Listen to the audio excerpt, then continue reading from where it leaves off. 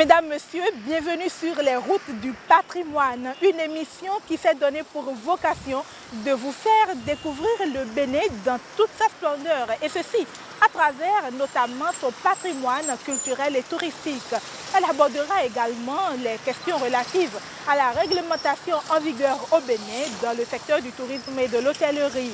Dans ce numéro, nous vous invitons à aller à la découverte d'une ville, Porto-Novo. Quels sont les sites à découvrir à Porto-Novo et ses environs?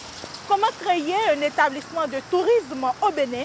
Qu'est-ce que c'est que le tourisme en réalité? Voilà les thèmes qui vous seront présentés au cours de ce numéro.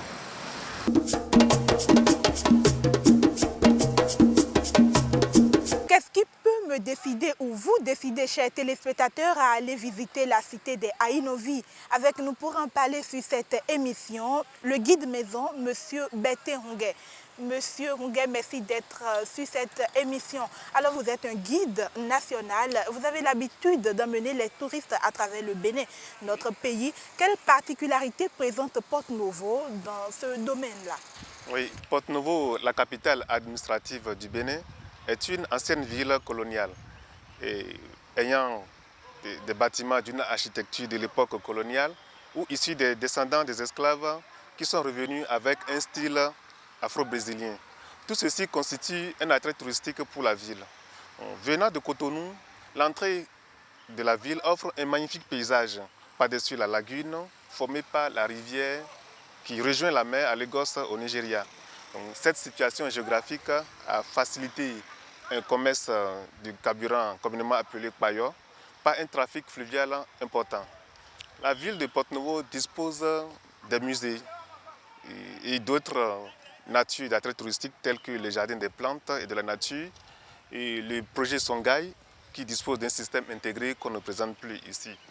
Donc, la ville de Porto-Novo dispose également des temples vaudous, mais qui ne sont pas toujours ouverts au public. D'accord. Et voilà, à Porto-Novo et en dehors de Porto-Novo, aux environs de Porto-Novo, qu'est-ce qu'on découvre?